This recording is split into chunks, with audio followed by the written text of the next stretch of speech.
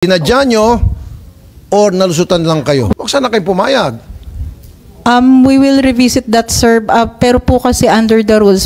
No, ma'am. Kanina ka pa under the rules. Puro ka under the rules. Palagi ka na, kung gusto maraming parang kuhay, maraming dahilan. Ang dami yung palagi binibigyan na dahilan sa SEC. Magkano ba? Nalinis nyo na dapat yung listahan. Hindi yung magpapalabas kayo ng listahan and then, mali pala yung listahan kasi may nag-over-declare. Saka ako maglilinis. Bakit ganun kayo klase magtrabaho? Padalos-dalos kayo. Ayoko na madagdagan pa yung OLA platforms pagdating ng 2026 at magiging 300 yan.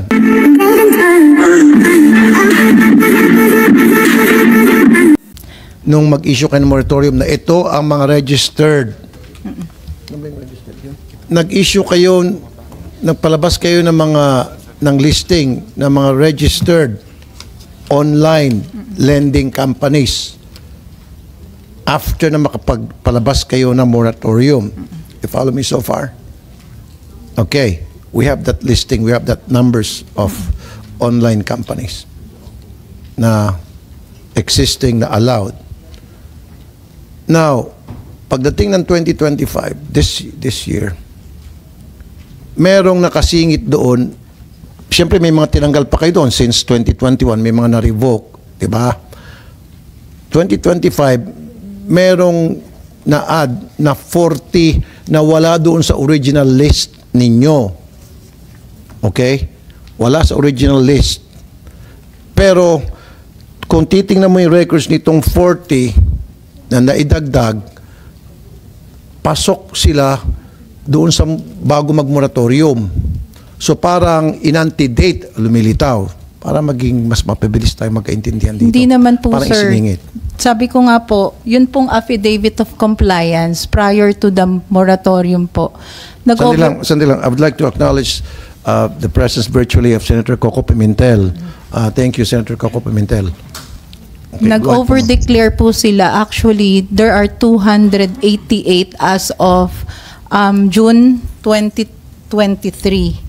Teka muna. So bago kayo nag-issue ng moratorium, nagbigay sila ng mga listahan. Opo. Nag-over-declare sila. Affidavit of compliance po. So bakit hindi nyo nilagay doon sa listing ninyo yung mga na-over-declare? Kasi po, sir, ang ginawa po namin, nung nakita po namin, dineclare mo isa ka lang na corporation, pero 5 app o 9 na app yung dineclare mo.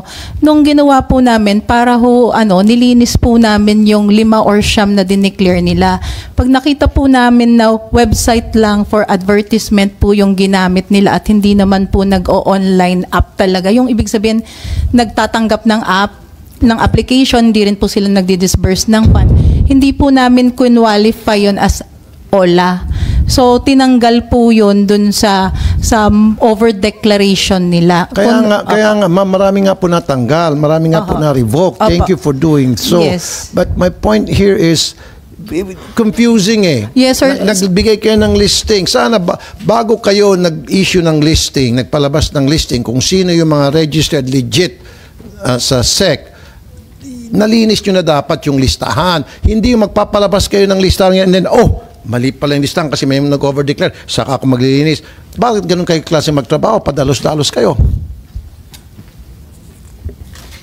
Sir, kasi po, ginawa po namin din, nag-over-declare po sila. Ang ginawa namin po, sinulatan po nila isa-isa. Namin sila isa-isa. Kung dineclare po nila 5 o 10, tinatanong namin, ex-corporation, ito bang dineclare mo na over-dineclare mo na 10 or 5 ay active?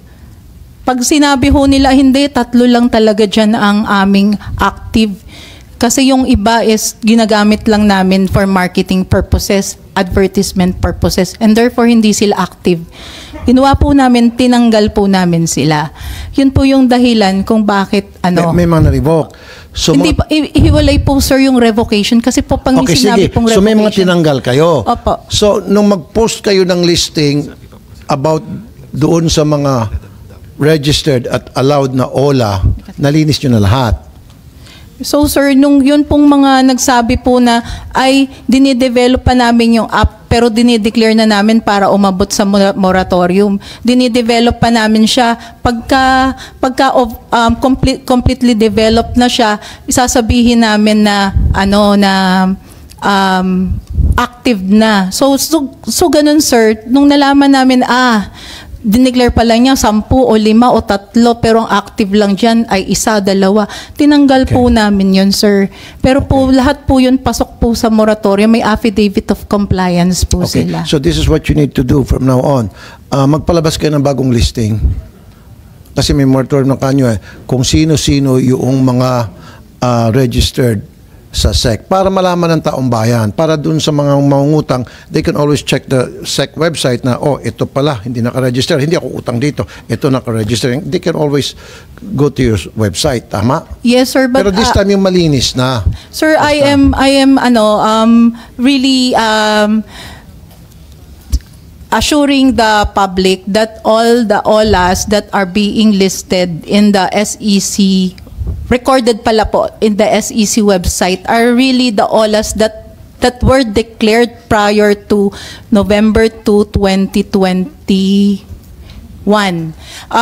Meron po silang affidavit of compliance, sir, na on file with SEC. Wala naman tayong problema kung sa affidavit of compliance. Of course, kaya nga sila nagpa-register. Hindi nyo naman papayagan na makumpleto yung registration nila hanggang sa ma-approve kung hindi sila compliant. Common sense lang naman, ikaw naman.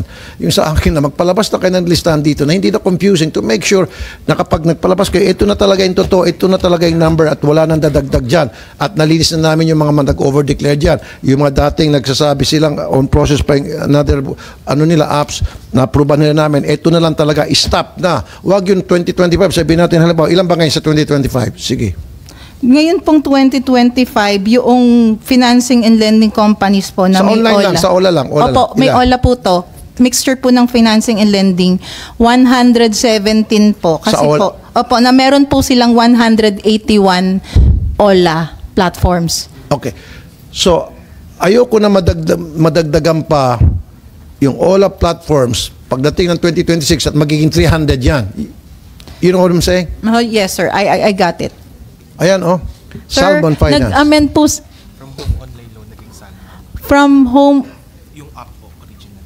From homeowner loan naging Sun loan po. Nag-amend po sila ng business plan. At ngayon, OLA na sila. Hindi, sir. Under the moratorium. Sir, opo, under the moratorium po, inaputan po sila ng moratorium, sir. Meaning, so pasok sila before the moratorium. Opo. Kasi sir, pag nagbago po ng pangalan, sir, like halimbawa po, si X Corporation gusto na niya ngayon pangalan, hindi na X Corporation, gusto niya na ng Y Corporation na siya. Pero ba't yung pinayagan yun? Sir, kasi Kahit kung nagbago siya. under the rules po, pwede naman po. Kasi dati hindi naman siya OLA, di ba? So, although registered yung kanyang company, yung mother company niya, so ngayon, wala pa siyang OLA noon. And then, gusto ko na palang mag-OLA ngayon. So mag-OLA siya dahil yung kanyang original company pasok pa before the moratorium. Sana pag gano'n, hindi niyo papayagan. Nung wala pa moratorium, wala pa kayong OLA. So ngayon, after the moratorium, magbubukas kayo ng OLA using that company registered before the moratorium. Huwag sana kayong pumayag. We will revisit that, sir. Pero po kasi under the rules. No, ma'am. Kanina ka pa under the rules. Puro ka under the rules. Palagi ka na, kung gusto maraming parang kuhay, maraming dahilan. Ang dami yung palagi binibigyan na dahilan sa SEC. Magkano ba? Sir, wala nung ganun.